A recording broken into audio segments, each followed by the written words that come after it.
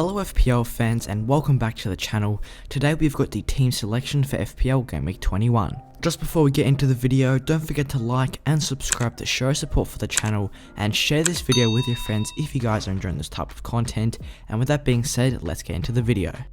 So first of all, taking a look at how the team has gone so far in Game Week 20.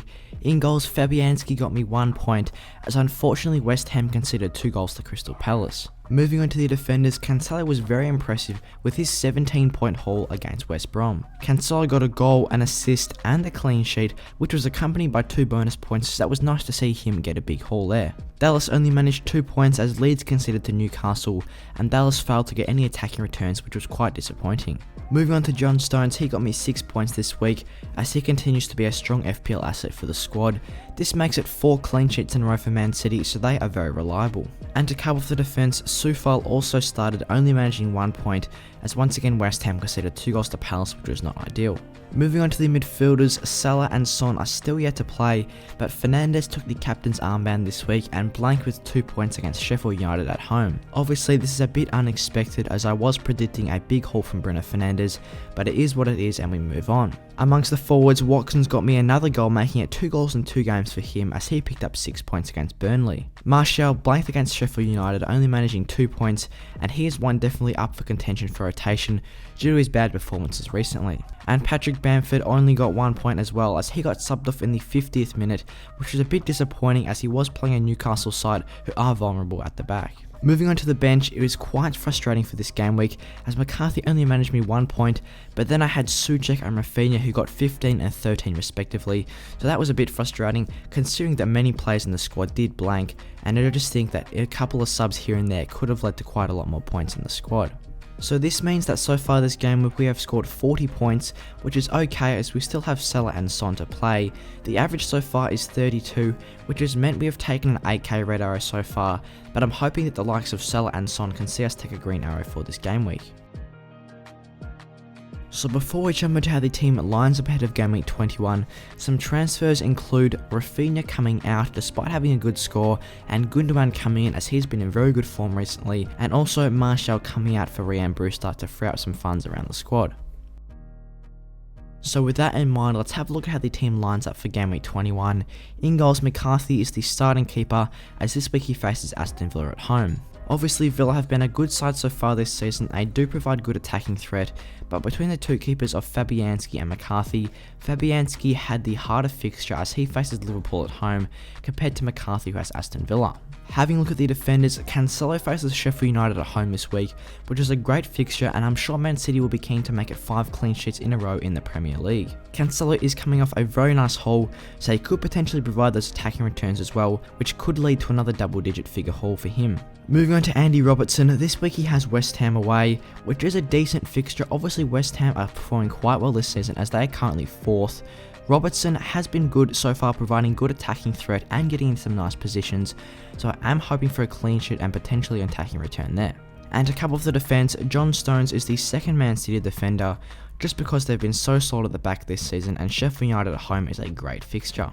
Now moving on to the midfielders, we've gone with 5 in the middle of the park, starting off with Mo Salah. This week he faces West Ham away, which is a decent fixture. West Ham are obviously very defensively solid, but Salah is coming off 2 goals in the FA Cup, and he still has that fixture against Tottenham which he could perform well in, so I am hoping for a return for him there. Moving on to Bruno Fernandes, he has got Arsenal away this week, which is another average fixture as Arsenal have been quite good recently as they did pick up a win against Southampton away. Fernandes has blanked in 3 out of his recent 4 matches and has not been his usual self over the recent fixtures. But I'm hoping he can return to his scoring ways and is an away fixture which Fernandes typically scores well in. Moving on to Son, this week he faces Brighton away, which is a good fixture, and I think Son has just been in very good form this season and him and Kane are linking up so nicely. He is coming off 5 points in the double game week as he picked himself up an assist against Sheffield.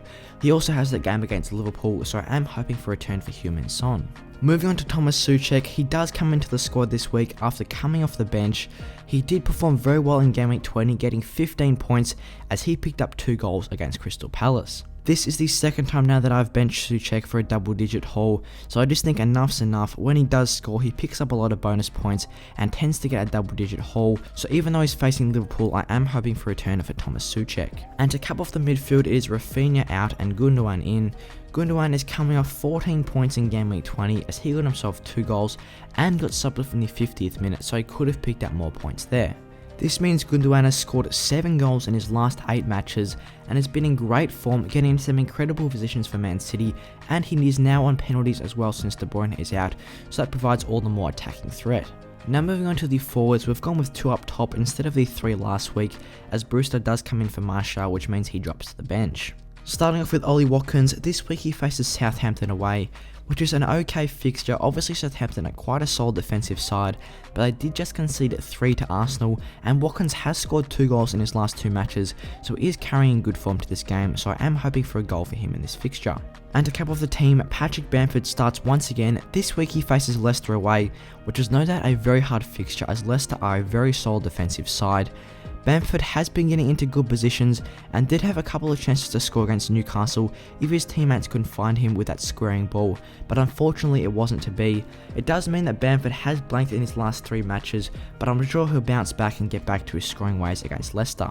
This means that on the bench it will be Fabianski as the backup keeper, Soufal who has got Liverpool at home, Dallas who has got Leicester away, and Brewster who does face Manchester City this week, but regardless of who he is playing, he will be on the bench for most matches. So if we're having a look at the chip status, we have used the bench boost in game week 19 and the free hit in game week 18, but we still have available our second wildcard and our triple captain, which we will be using in the upcoming double game weeks to capitalise on the extra fixtures there.